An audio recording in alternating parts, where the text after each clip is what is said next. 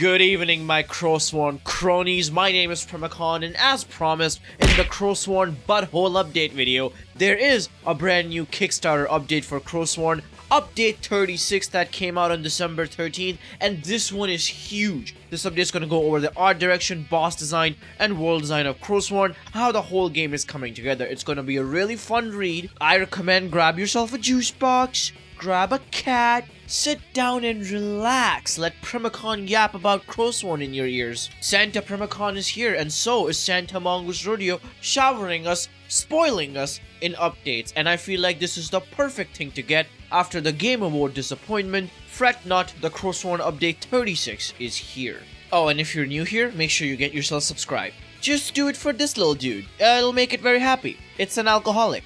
Greetings, wonderful backers. It's update time again. Yeah! It's update time. As always, we're progressing on multiple fronts, whether that be boss designs, level development, animations, or even narrative. We're always progressing with something. In past updates, selecting a few specific development areas / topics and putting them under one big magnifying lens seemed to have been something you all appreciated. So that's what we're going to try and do again. Very good, seeing what works with your audience and what doesn't, you know, putting those kinds of updates together that people want to see. I'm really curious to see how they tackle art direction, boss design, and world design without like spoiling the content, but also giving us an insight on how the game's shaping up to be. Let's start with art direction. Art direction is a bit of a nebulous term that is definitely more rooted in qualitative than quantitative principles. Conceptually, it is the idea that having unified, cohesive, and consistent art is desirable. In essence, the artistic decisions should all follow one direction. With great classical painters, you'd often see a consistency in certain works. Often those works would be called collections. In some ways, these works, when put together, could be said to have a direction. Admittedly, I'm reaching a bit here and conflating terms, but I think it's important to the discussion. Very good, very smart terms. This is a big brain update only for intellectuals, none of you weird glue-sniffing Primacon enjoyers. With video games, it's a bit more complicated in my opinion, because the art isn't just really pictures. The art is the video game itself. It's the writing, it's the animation, it's the sound, it's the narrative, it's the world, it's everything and how it all fits together, especially the sound. I feel like this is one of the most underrated and underappreciated thing in game design, and bad sound design is a reason I have ditched a lot of Metroidvania games when I've just been in like 20 minutes into the game, because the controls, the feedback doesn't feel meaty enough, because there's none of that sound feedback, and CROWSWORN I feel is already really excelling in that from what I could tell in the demo. One thing I've been thinking of lately is children's books. I've thought about how inflated drawings that are often presented in them would be considered low skill by many. Quickly, I've come to the realization that it would be a great challenge to create the whole package and execute on it with precision and intent. There's definitely a lot of works that we see in our lives where we take artistic direction for granted. Absolutely, 100%, and I'm glad this update is going more philosophical into things about art and creation, because as a consumer, a lot of times you just don't even realize it. I study industrial design in college, and one of the things we're always taught is good design is always unappreciated, because if the design is good, things will just work and you won't notice it. It's only when things stick out like a sore thumb, when things don't work, that's when you notice it the most. It's a lot of times people might look at a video game and they're like, oh, this game is freaking cool, but they don't necessarily understand why it works. Sometimes even game studios don't understand why their first game was so good, which is why a lot of sequels flop and fail to hit the mark that the first game did, because the developers didn't understand what made that first one so great. Undertale, a game I admittedly am not the biggest fan of. That said, closing the update right now. Thank you so much for watching. I hope I'll see you guys tomorrow with a new video. Now, I understand, Undertale is definitely not for everyone. I know it's a good game, but definitely not for everyone. But I have played and instantly appreciated the magic of, I think is one of the best examples of universal art direction in modern video game history. I particularly like this example because of how visuals are often regarded as subpar, and I honestly think it couldn't be further from the truth. Can you imagine the game with an art style like Hades or modern 3D Souls-like? The topics, characters, music, and nature of the world would be at complete dissonance with these visuals. Exactly. Undertale's style isn't crude because Toby Fox isn't talented. There's a lot of scenarios in Undertale where the animation and art really shines, but the art direction of Undertale is there to serve a purpose because of the kind of game Undertale is trying to be. It is a submersive masterpiece, and in one way or another, its art direction itself is submersive, because there's this wonderful, deep, thought-provoking game hidden behind a game that looks like it's made in MS Paint, you know what I mean? The reason I spent 3 paragraphs discussing art direction is to really try and cement how far-reaching but important this concept is, and that takes me to CROWSWORN. With CROWSWORN, the same concept applies. The world needs to be dark and gritty, the narrative tones needs to follow suit, as does the music, sound, and narrative, and animation needs to be considered as well. Alright, let's get into CROWSWORN. Animation influencing art direction. One element of animation that is often considered is frame rate, or frames per second. The frame rate has a great impact on the way the animation style of the game will read, and it turns out it has an impact on overall art direction of the game.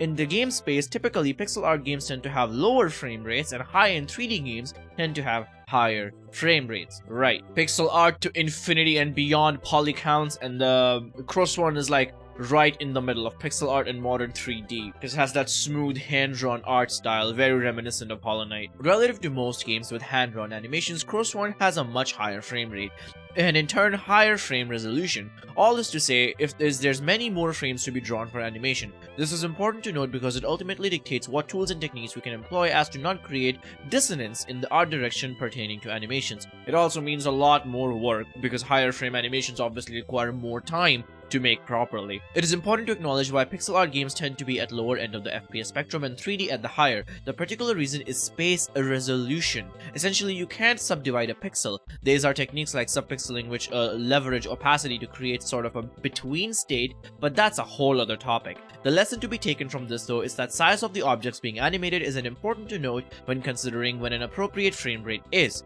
This was something we strongly had to think about when designing larger bosses. Attempting to hand animate larger bosses by hand while retaining the same frame rate resolution would be exceptionally time consuming and in turn especially expensive. Exactly, it's like I said before here, that more frames just means more work. I wonder what they're doing to tackle this issue with larger bosses like they mentioned. Like, are they just going by hand, just doing it traditionally and saying fuck it? Or I wonder if they also have some tricks up their sleeve like they mentioned, subpixeling for pixel games. Or maybe the larger bosses will have a lower frame rate compared to like the smaller animations when it comes to animation frame rate. Who knows, we'll see. Boss design. Now we talk about gameplay. We've had a lot of experience and success when it comes to designing bosses that are close in size to the protagonist. Ah yes, but we've always had lofty goals to include some larger bosses in CROWSWORN. We all love the experience of fighting our first dragon in Skyrim and defeating Yhorm in Dark Souls 3. I don't think I've done that yet. But there's something magical about defeating the larger-than-life monsters that simply cannot be captured by smaller entities. Definitely, and I feel like that's something Hollow Knight seriously lacked. That's something they seem to be fixing with Silksong, with the large robot dude that pounds and breaks the ground. There's just something so satisfying about slaying a monster that's 10 times your size, which is why Shadow of the Colossus is a fucking masterpiece and you all should play it. Trust me, Shadow of the Colossus, it's one of the best games ever made. Primacon would never lie to you. For these larger entities, we've decided to use Spine, a 2D rigging and animation software. Employing it allows us to effectively use 2D images and map a weighted deformation contour over the images that dictate how regions of the images are deformed based on movement of objects known as bones. A lot of games use spines or spine and analogs for their animations, and release a more well-known Metroidvania that some of you have played is a game that uses spine for their animations. Again, I'm not too familiar with the technical lingo here, but if Ender Lilies is doing that, I mean, they're doing a good job because Ender Lilies has some of the most fluid animations out there. It's so good. The one issue with using spine is that animations often tend to look a bit more floaty or bouncy, whereas traditional hand animation looks a lot snappier. This is a consequence of the theoretically infinite frame rate resolution. Gotcha, very interesting. Since we started CROWSWORN, I've been trying to animate these things in spine myself in the hopes of developing a level of proficiency that was adequate for what was needed for CROWSWORN. I would say I had a reasonable success in the endeavor and could theoretically be doing the animations for CROWSWORN, but the time it would take away from more important matters would ultimately be a detriment to the project. It was obvious that it would be better to outsource the work to a professional spine animator. Since I know there are a lot of aspiring developers and young folks who are part of this community, I did want to take a moment to share a personal word of wisdom. In the years that I have spent working on games, I've quickly learned that if you want to lead a team of plumbers, but you better have cleaned the dirtiest toilets with your own hands. This experience with Spine reminded me of this again. The time I spent trying to become proficient in it has been invaluable in communicating ideas to the individual we ultimately ended up bringing on board. And without this experience, the results we would have been able to realize would have been infinitely worse. This is again so true. I've had someone edit one of my videos. It was an Elden Ring video I made, and because I myself have done deep and dirty into Adobe Premiere, knowing how to edit and how to make a lot of like weird goofy shit, it helps so much when you're bringing someone on board to help you with a video or help you with any project that you yourself have experience with. It just makes the final project, the final result, that much better. Also, the editor thing was just for that one video. I edit all of my videos. I really like it. This is something that's been true for all elements of CROWSWORN's development, whether it be code, animation, environment, art, etc. The key is to be proficient enough that you could theoretically do the task yourself, but work with a team that can do those things better than you. Absolutely, 100%. Nailing it home of what I was just talking about. As a side bonus, people tend to respect what you say more when you sound like you know what you're talking about. 100%. This is so good stuff. Anyways, that's just my 2 cents of budding developers. I may be totally out of pocket, but I thought I'd share that. On to the specifics of the boss design. We'll share a few of the movesets that are being developed and show how the animations are turning out, while trying to keep some of the more unique bits a secret. As with all big bosses, a wake up / alert animation is always a must, obviously. Let's look at that. So this is the alert animation. Holy shit, giant dinosaur looking thing. This reminds me of the alligator in Resident Evil 2. I wonder what'll happen if while it's yawning, you just run into its mouth. Probably you'll just take damage, but it'll be a funny Easter egg. Imagine it yawns, you run into its mouth, and it just swallows you whole, and that's the end. The first move is a starting projectile shooting move. The idea is to create the conventional bullet hell experience, where the player has to evade projectiles. Important to note, this is just a projectile mock-up, so the speed size of the projectiles are all indicated in the file. So yeah, that would be fucking insane. Imagine you just had to dodge this. Yep. Easy, not a problem. Just turn CROWSWORN into a geometry dash extreme demon. Why not? But yeah, this is just a mock-up. The second move is a basic slamming up and down that'll create some shockwaves while causing stalactites, I can never say that word, from falling from the ceiling. Let's see it. Yep. This thing definitely has brain damage. I mean, just looking at one clear look at this thing, you can tell it has brain damage. But with this move, it just confirmed it. Also, its neck is so like freaking, it's like a worm. Ugh. Gross. We have a few more moves that have been set up for that boss. There are some things that we just don't want to put out in the open. We really want to see the reactions on players when they see the surprises we have in store for them for the first time. It's one of the best moments in a game developer's journey. Exactly. It's always tough to do updates on video games without wanting to spoil all of the game, but I feel like so far this update has been really good, talking about the mindset of the developers, and I feel like as a true fan, that's something you all can really appreciate, is where the mindset of the developer is, so you can put your faith in them that they are gonna make the video game that is worth your time and money. Last but not least, world design. Let's talk about it. As with everything else, world design has been progressing. This encompasses both the artistic development of assets as well as general level design. One thing we can confirm is, yes, there will be Path of Pain-like platforming sections in the game. Let's go, dude! And yes, they're carefully hidden and located areas that would require sound mastery of platforming mechanics in CROWSWORN in order to access them. In that way, the difficulty is sort of self-regulating. These areas are necessary for people who just want to experience the game from start to finish and get the standard ending, but are created to be as bonuses for those who want to invest time in getting good. This makes me so happy, man. CROWSWORN has so much platforming potential, and the fact that we have like Path of Pain like platforming sections in the game. Also, emphasis on sections, not section. Mongoose Rodeo, I swear to God, if there are not at least 10 Path of Pains in the game, it's an immediate 0 out of 10 from Primacon. God damn it. No, but for real though, I am really excited to looking forward to platforming in CROWSWORN. Lately, I've been playing so much Geometry Dash. I mean, I've just been hooked to platforming.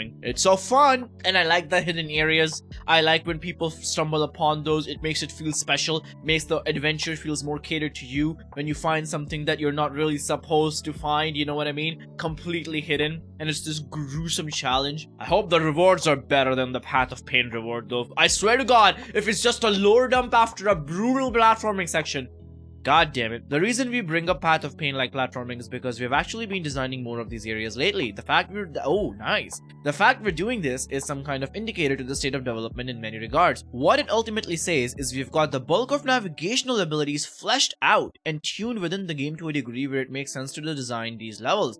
That is very huge, especially this, that they have navigational abilities fleshed out, at least a bulk of them. That's pretty good news. And I feel like all the updates, like all the little gifts we get from CROWSWORN, they're always so combat focused, because combat in this game is actually fucking peak, if you guys didn't know. I'm glad platforming isn't just being shoved under the rug because of that. Like, because there's potential for both of them to coexist. We can't really show what these platforming challenges are like, since a lot of the fun comes from solving the puzzles of navigating the airspace under stressful conditions, exactly. But we can tell you they are tough, fun and tough, like a good burrito. Fuck yeah, dude. We've shared these screenshots on our Twitter page already, but here they are again with a bit of discussion. Yep, so there's this screenshot. I think I covered this in my CROWSWORN news roundup video, the hands reaching out to the beam of lights from the gods. In Firandel, yeah, that's the name of the kingdom, the deeper waters are infested by the drowned. Dropping in will ultimately lead to a watery death. Speaking of watery stuff, one of the areas we've recently been working on is the underground sea. The name might give off a bit more info than we'd like, but also maybe not. Anyways, here's a screenshot of that area. Wow! That is beautiful. Holy shit. We haven't seen a lot of blues in CROWSWORN so far. It's just been a lot of reds and browns and grays, musky dark dungeons and sewers like this one. This is very refreshing. Quite literally, because there's a lot of water. That's so cool. Finally, CROWSWORN is also getting an underwater level.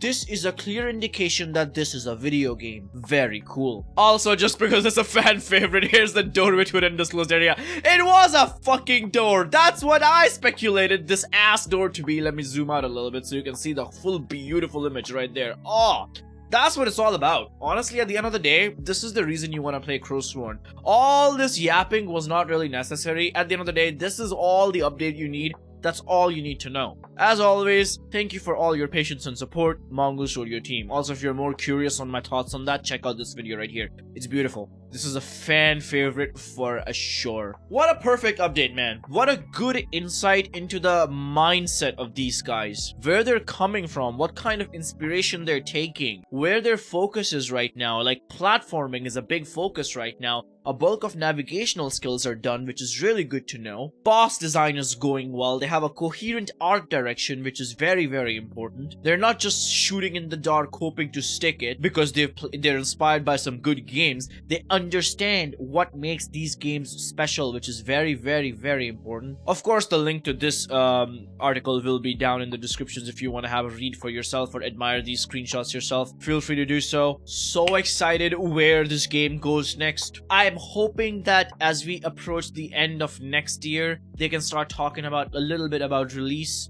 Maybe late 2025 we'll get a release window from Mongoose Rodeo. Maybe, wink wink nudge nudge, Mongoose Rodeo. But of course, that's just wishful thinking from my part. As long as we keep getting banger updates like this one, I genuinely don't care when this game comes out. This is all I need in life. A big, nice blog post comprising of a few new screenshots and insight into their development process without giving away too much. Because think about it, when you are actually in the game, when you're in like the let's play situation, you don't even remember these small little intricate details. So it's not even too much of a risk of spoiling too much, because literally I'm not gonna remember most of this a year down the line. So it's pretty good. Love this dinosaur looking brain damaged fuck. Thank you all so much for watching. Thank you Mongoose Rodeo for updating us, and I'll see you soon with a new video. Primacon signing out.